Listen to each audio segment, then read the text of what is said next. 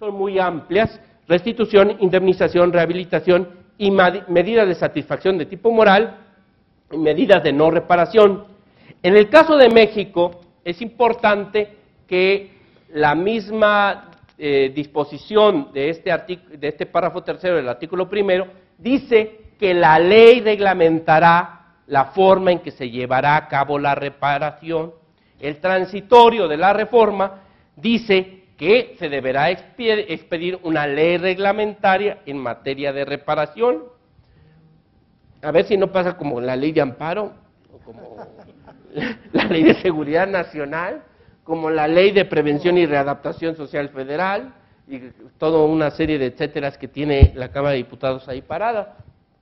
Pero esto se va a instrumentar a través de una ley.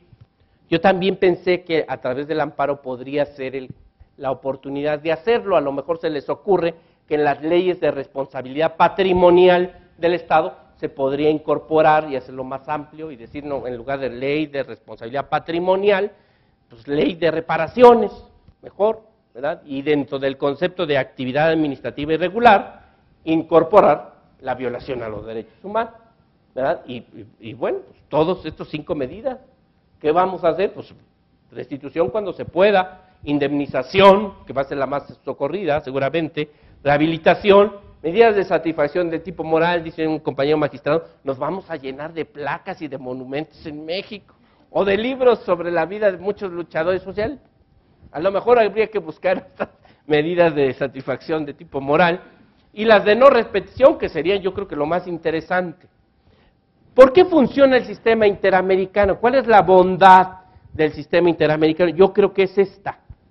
Si ustedes ven en la página de la Corte, mañana vamos a hablar mucho de páginas y vamos a proyectar las páginas, ven que son pocas sentencias las de la Corte Interamericana, pero aquí la cuestión es que por el sistema de que los asuntos se ventilan en la comisión, a veces se resuelven en la comisión, y si ya los asuntos son, la comisión hace una selección de lo que quiere plantear ante la Corte, finalmente la Corte lo resuelve, o sea, ya los asuntos ya vienen muy depurados, pero finalmente lo que se logra es que se tiene una muestra muy representativa de prácticas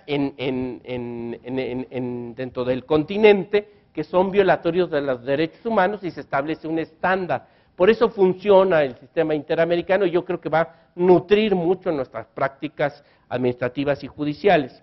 Por eso es que sí, es un referente obligado en nuestro caso, pues lo que haga la Corte Interamericana, y como lo van a ver cuando empiecen a imbuirse en la lectura de las sentencias, pues la Corte Interamericana se nutre básicamente también de opiniones de la Corte Europea de Derechos Humanos, no de la Corte Africana, ¿verdad?, de la Corte Europea de Derechos Humanos.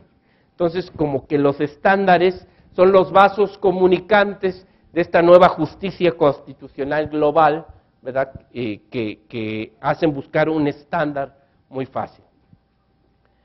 Adelante. 2.3.4. La obligación de promover y proteger los derechos humanos. El Poder Revisor mexicano se apartó del lenguaje utilizado en los tratados internacionales y en la jurisprudencia de la Corte Interamericana en torno a la incorporación del concepto adoptar medidas. En el lenguaje de los tratados y de las sentencias de la Corte Interamericana, a esta obligación se le conoce como adoptar medidas. Aquí el constituyente, el Poder Revisor de la Constitución, al llamado constituyente permanente, estableció promover y proteger los derechos humanos. Adelante. Resulta que los tratados de derechos humanos contemplan el deber jurídico de los estados de adoptar las medidas necesarias para garantizar el goce y ejercicio de los derechos protegidos, lo que, en principio, implica aprobar disposiciones legislativas y administrativas internas para dar efectividad a las normas constitucionales y convencionales de protección y suplir eventuales lagunas o insuficiencias del derecho interno a fin de armonizar con las normas convencionales.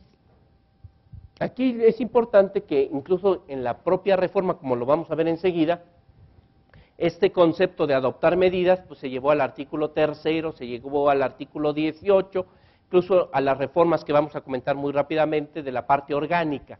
Es decir, bueno, ya el Estado debe tomar otro papel proactivo y debe ya incidir en la cuestión cultural, que la sociedad vaya incorporando como uno de sus valores fundamentales los derechos humanos. Nos vamos a ir muy rápido en esta parte, que es la parte de ya las modificaciones fuera del artículo primero de la Constitución. Algunas son obvias, como lo que vamos a ver enseguida, otras ameritan mayor comentario. Entonces nos vamos a la siguiente, por favor. 2.4. Puntualización del criterio de preferencias en la provisión de la discriminación. Aquí el artículo, como pueden verlo, decía que queda prohibida toda discriminación motivada, entre otras cosas, por razón de las preferencias. La reforma nada más le agregó sexuales, y fue el gran escándalo, ¿verdad?, en algunos lados. Ya esta reforma ya se había estructurado muy claramente desde la reforma que se publicó el 14 de agosto de 2001. Pues, preferencias, ni modo que sea de los helados, ¿verdad? Entonces, no se puede hacer la discriminación por razón de preferencia, no es que yo quiero de chocolate y yo de vainilla. Bueno, pues vainilla y chocolate, ¿verdad? Fresa chocolate, como la película cubana. Bueno, pues a eso se refiere, yo no con un mayor comentario. Esto ya estaba claro desde la reforma que se publicó el 14 de agosto de 2001, ¿verdad? Vámonos a la diapositiva referente al artículo 3º, que es la 69. En el artículo 3º se agregó dentro de los parámetros que debe lograr la educación en México el respeto a los derechos humanos. Ustedes ven con negritas muy claramente que el cambio fue esto.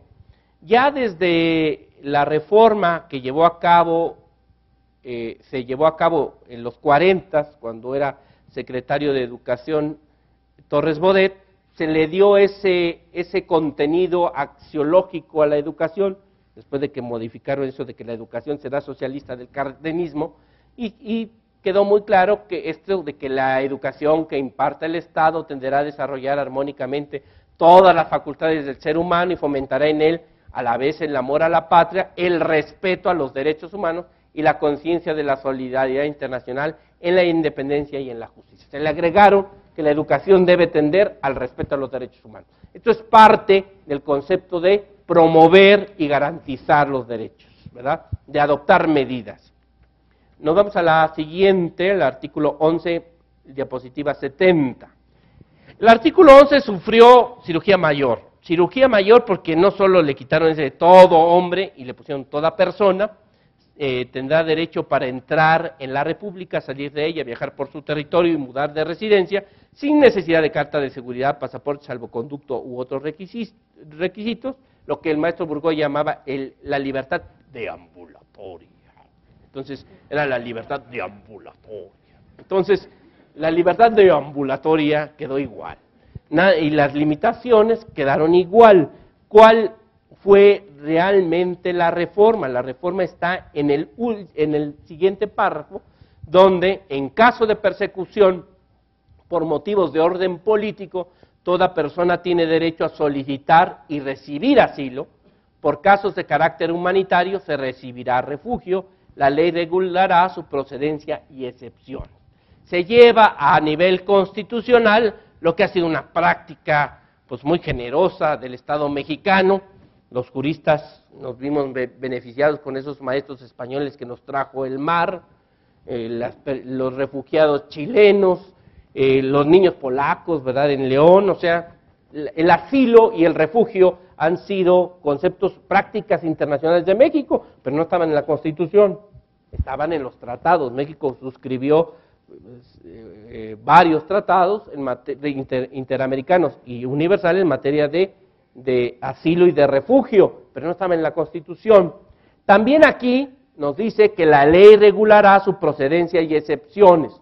Aquí el comentario es que este segundo párrafo del artículo 11 se complementa con lo que sustantivamente dicen los distintos tratados sobre asilo y de refugio, de tal manera que yo creo que la ley que regulará el asilo y el refugio simplemente será procedimental, instrumental, porque los supuestos de asilo y de refugio ya están en los tratados.